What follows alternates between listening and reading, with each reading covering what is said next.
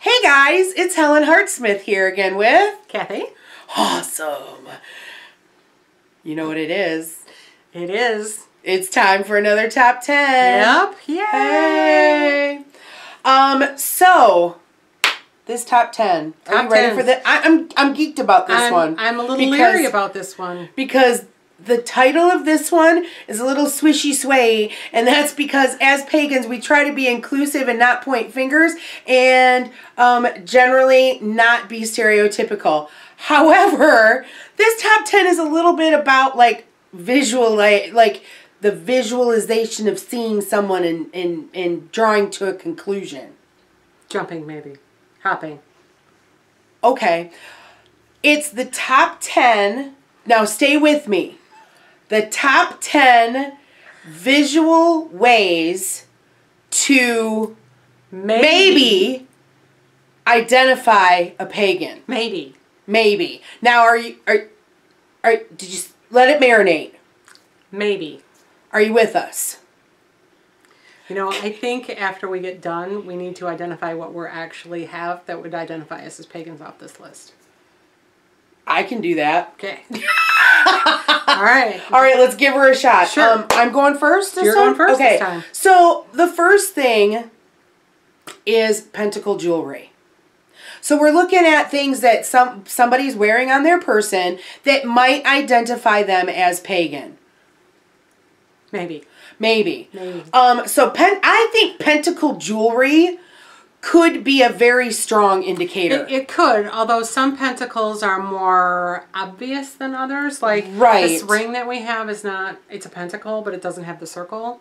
So it's not super obvious. Right, so it's a pentacle, not a pentagram. Right. Because the pentagram is the one that has the circle around it.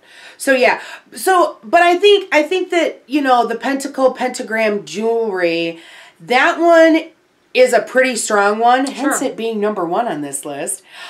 Because either you're pagan or you're open. Or you're stupid and you don't know what you're wearing. Well, goth people might wear a pentacle to shock people. Yeah.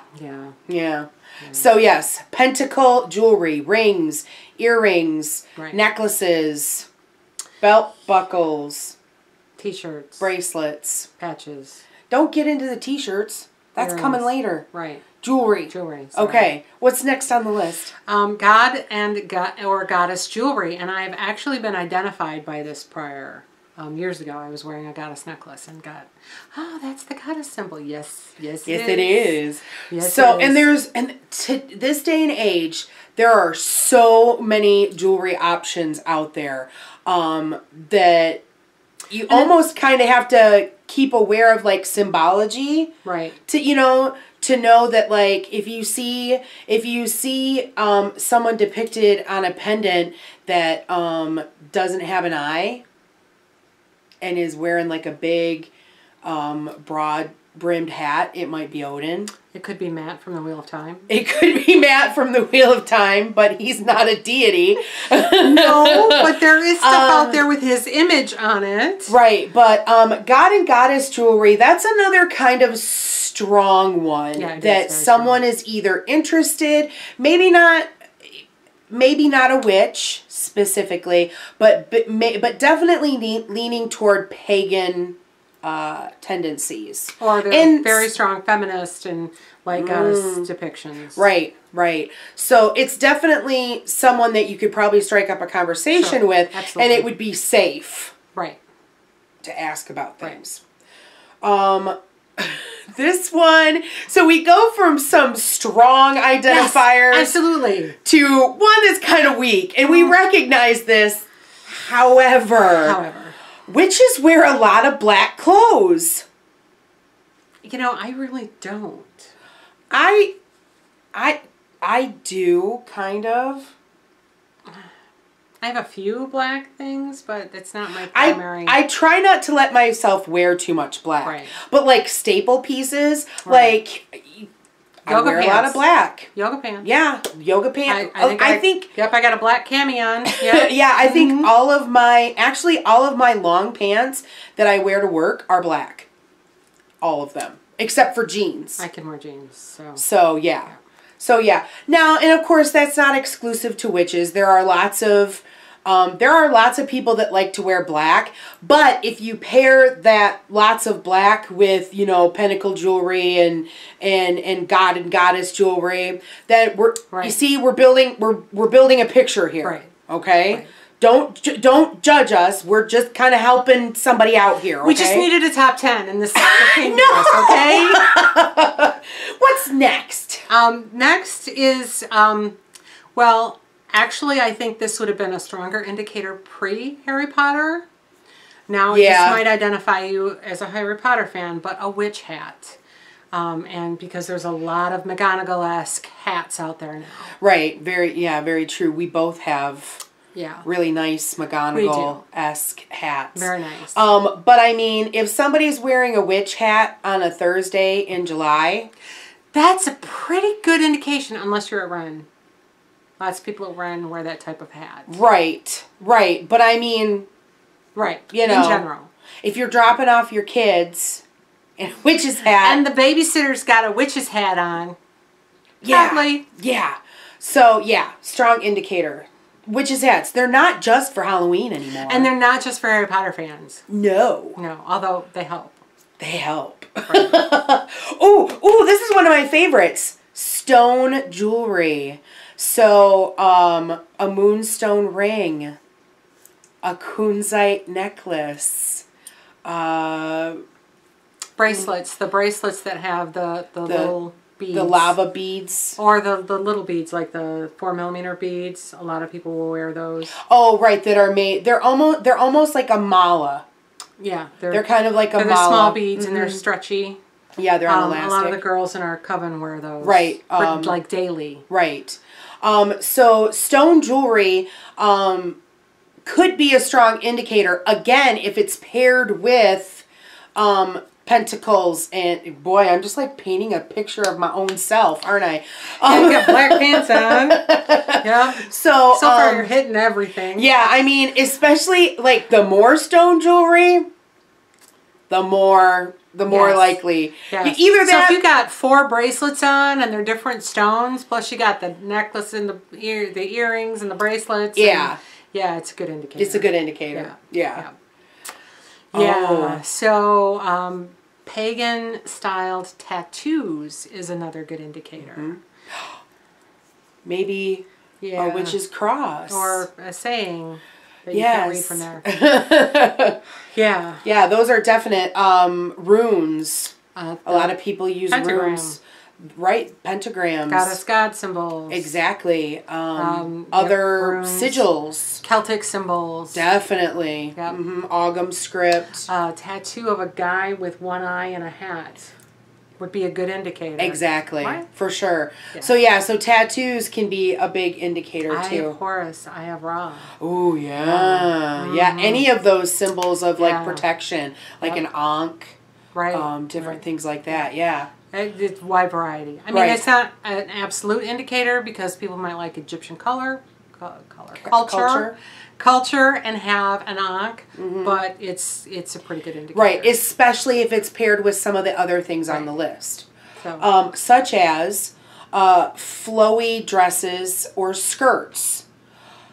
When we go to convocation in a month and a half, I'm here to tell you that we are going to see lots of women and maybe even some dudes in some flowy clothing. Yes. Lots of long skirted dresses or long skirts. You know what folks call broomstick skirts. Yes. Crinkle skirts. Yes. Long dresses. You should pull your... If you do, I will. Yes. Okay. Let's see if it fits. All right. Where to convocation. So, deal. And mine's black. Mine's brown. Yeah, mine's brown. So yeah, you will, especially if you go to a pagan festival like Convocation or a pagan pride or something like that, you're going to see a lot of flowing, a lot of tie-dyed maybe. Yeah, a lot of natural materials. Right, exactly. Yeah. And that that's because they're comfortable and they're natural fibers. Right. So they just breathe well and they're comfortable and everything else. So yeah, definitely. Yep. Oh, this is you. This is me. This is so you. This is me. So wearing Halloween themed clothing, not in October. I think that really just says it all. Yeah. Yeah. And we're not talking like Day of the Dead paraphernalia. No, we're talking about the witches shirts that you buy at Meijer and Walmart. Yeah, I had one, and I'm trying to remember what it said because I bought it at Halloween time, Samhain time. Life's a witch. Yeah, I think is what it said. I've got a black shirt that has bewitching on it. In like. Is there glitter stuff? No. Sequin? Yeah, sequins. Oh. It says bewitching on it, and I wear that all year. Mm-hmm. Yep. All year. There you go. And I think we could expand that to also jewelry. This is just wearing. So yeah, we want a lot of household. Oh, you mean like decorate? Yeah, because this is like stuff on your body. Right. Yeah, not in your house. Right. So the next number 9 on the list is pagan T-shirts. So if you see somebody with a fairy T-shirt, maybe. You know what's super popular is wolves. Wolves are very popular because they're flippin' awesome, right, guys? Right. Yeah. So Celtic knotwork. Right. Egyptian deities. Definitely. Anything Native American could lean toward in that direction. An incubus succubus shirt. The band. A concert shirt from a pagan artist. A T-shirt from a pagan festival. Right. Oh yeah, like Convocation or Michigan Pagan Meetup. Right. Yeah, that kind of thing. So yeah, that one's a little bit more specific, and that one might be hard for somebody to identify, but that's definitely something that would either you picked it up, either you're pagan or you picked it up at the Salvation Army and you're going to paint in it, or your friend gave it to you and didn't tell you what it was. Because that would not be cool. So other symbols. Oh, sorry. I got excited. Oh, good. My turn. I didn't have anything to say. Other symbols, and we kind of touched on this when we talked about tattoos. So if you see somebody with a Thor's necklace, Thor's hammer, Mjolnir. Yeah, that one.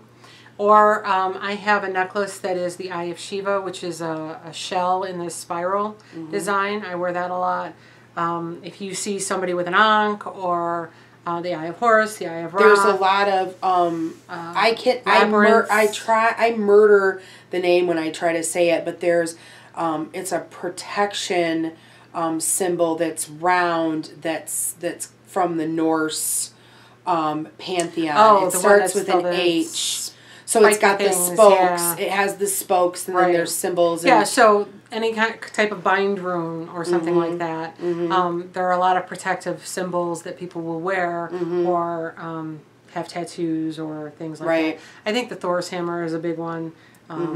2 crows. Yep, crows. Yeah. So Yeah. anything that would represent a god or goddess or a protective symbol in another culture is a good indicator. Right. And, you know, we mention all these things, but if you see somebody who's just wearing a stone bracelet, so we were on vacation and I picked up a necklace with a stone Larimar. If you just see somebody wearing a necklace with Larimar, you can't say that they're pagan. But if they're wearing a necklace with a stone in it and they have a tattoo of an Ankh and they're wearing black and they have Pentacle earrings. Right. You know, or some kind of a goddess bracelet or something like that. See, these are things that you pair together. And so the reason that we wanted to do this top 10 was actually inspired by one of our coven sisters. She suggested that we do this top 10 because if you're new to paganism and don't know people, but you're interested and you want to learn more, then how do you meet people? How do you open yourself up to that? Well, this is, you know, not all of these are 100%, but if you've got 4 or 5 of these indicators, you could start a conversation. Right. You could definitely go up to someone and say, hey, that necklace is very beautiful. What stone is that? Or what symbol is that? Does that mean something? Hey, it's June and you have Halloween socks on. What's up with that? I wear Halloween socks all year. Oh, I do too. Totally. I as I look, I think I had mine yesterday. You know, in the winter, I tend to wear warmer socks. Yeah. And they just don't get it. Yeah.